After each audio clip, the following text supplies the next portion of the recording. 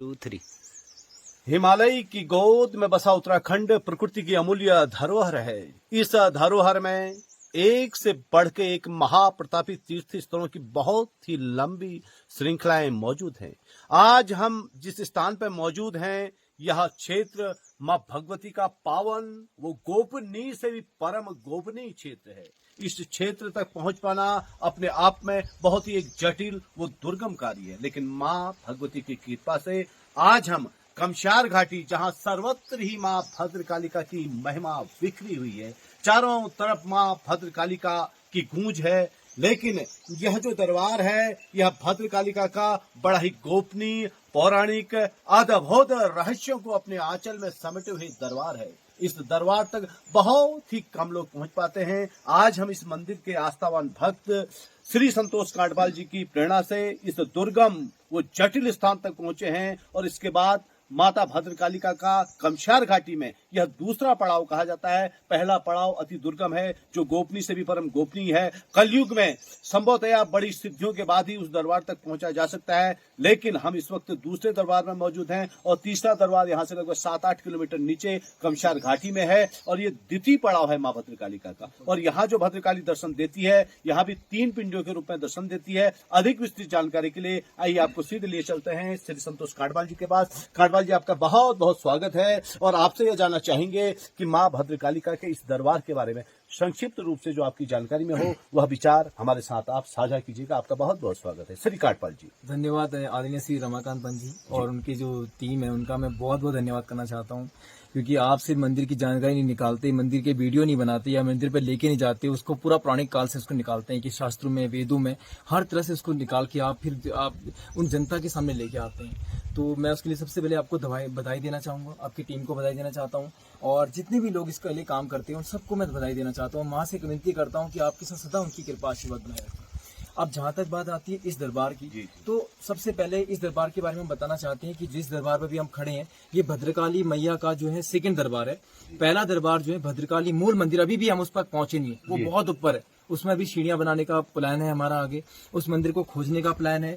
वहां पर जो जिस तरह से माँ की गुफा हुआ करती थी, जो हमारी दादी और उन्होंने बताया, जहाँ वहाँ पर नारिंग के पेड़ थे। अच्छा, एक चीज मैं आपको रोकूंगा थोड़ा सा, मैं जानना चाहूंगा, जो गुफा के भीतर कुछ अलौकिक वृक्ष के होने की बात तो कही जाती है, इसके अलावा ये भी कुछ लोगों में दंत कथा है या सत्यता है, इस बारे में हम जानना चाहेंगे। कहते हैं कि यहाँ पर एक देवी की बहुत भक्तन पुजारन कोई महिला थी, और जो जाकर के बाद में वहाँ पूजा करते करते अदृश्य हो गई। बिल्कुल कितनी सत्यता बिल्कुल ये बिल्कुल सत्यता है। यहाँ पर हमारी ही दादी हैं वो, और वो जो है पहले पुराने काल में वो वहाँ जाके पूजा करती थी यहाँ से, क्योंकि भोग जाया करता था एक थाली में। तो हर दिन माँ की जाके सुबह और शाम पूजा हुआ करती थी। तो पहले के लोगों में आपको पता, आज के टाइम पे वो भक्ति रही नहीं जो पहले के टाइम पे थी। तो वो जाते थे, भोग लगाया जाता था, उनकी बड़ी लंबी लंबी जटाएं थी जो हमें पता है, तो वो वहीं जो है विलुप्त हो गई माता, वो जो हमारी दादी माँ थी। तो ये होता है, जब कभी हम भगवान की सच्ची भक्ति करते हैं तो कुछ लोग माँ को बहुत ही समर्पित भाव से वहीं विलुप्त हो जाते हैं। अच्छा, दूसरी चीज मैं ये जानना चाहूंगा कि इस मंदिर से वहाँ की दूरी कितनी, जो मूल स्थान जो सामने आप दिखा रहे हैं, बड़ा दुर्गम है, गोपनीय है। मैं अभी गया नहीं हूँ, क्योंकि माँ का आदेश अभी तक हुआ नहीं है, और हम मानते हैं कि इस दरबार में जो भी भक्त आता है और जो ऊपर तक पहुंचता है उसको आदेश होना चाहिए। मेरे हिसाब से जो 8 से 900 या 1 किलोमीटर के आसपास जो है ऊपर का एरिया है, जहाँ हमें पहुंचने में टाइम लगेगा, इतना मैं गैप मान के चल रहा हूँ कि लगभग 1 किलोमीटर के आसपास होना चाहिए। अच्छा, बहुत बहुत ही जैसा आप देख रहे हैं, सुन रहे हैं कांडपाल, जैसे कि यहाँ की दुर्गमता, अलौकिक रहस्यता का वर्णन शब्दों में कदापि नहीं किया जा सकता। और महर्षि वेदव्यास जी ने स्कंद पुराण के मानस खंड में भद्रकाली व गोपीश्वर महात्म्य में इस क्षेत्र का बड़ा ही सुंदर वर्णन करते हुए कहा कि इस क्षेत्र में भद्रेश्वर महादेव जी विराजमान है। इन्हीं क्षेत्रों में श्वेतक नाग, चटक नाग जैसे महाप्रतापी नागों का भी वास है,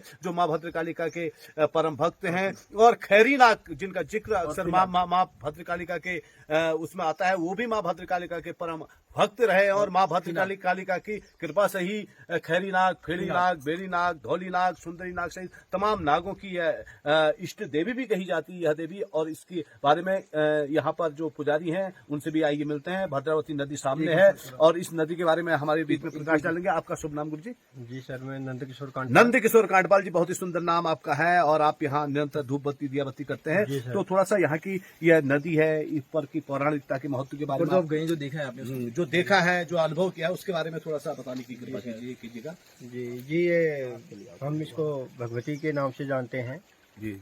तो ये जो भद्रावली नदी है, ये वहाँ ऊपर तक जाती है, ये मूल स्रोत तक जी। जाती है। जी जी वहाँ पे इसका जो माँ भगवती है उसका सिरा है, जी।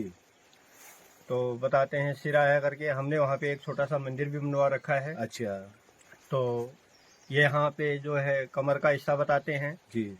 हमारे पूर्वज, अच्छा और नीचे जो है माँ के चरण हैं। जी, बहुत सुंदर। तो अच्छा, माँ- कुल मिला के भगवती इस कमशार घाटी में 3 भागों 3 में स्वरूप में। जी जी 3 स्वरूपों में अपनी लीलाओं को उन्होंने 3 बिखेरा स्वरूप हुआ है। जी पहला सर। सर है, दूसरा है उनका बीच वाला हिस्सा, तीसरा जी। उनके चरण है। चरण है सर, तो अभी हम 2 हिस्सों में पहुंचे। अच्छा, चरण है। बहुत सुंदर बहुत सुंदर। तो आप यहाँ पर पूजा अर्चना का कार्य कब कब देखते हैं? जी सर, हम यहाँ रोज यहाँ पे अरे बहुत सुंदर, रोज हम यहाँ पे आके दिया बाती अपना पूजा पाठ करते हैं। बहुत सुंदर। तो हमारा डेली का नियम है ये यहाँ पे आके पूजा पाठ करने का।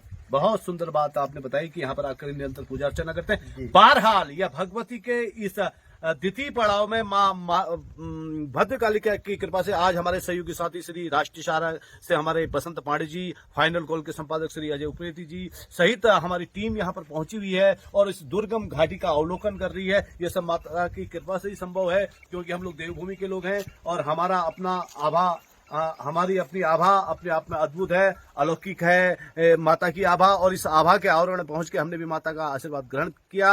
और मैं रमाकांत पंत सभी सर्वे भवन्तु सुखिन की मां भद्रकालिका के इस दरबार से कामना करता हूं। बहुत बहुत धन्यवाद। बोलिए भद्रकालिका मैया की जय।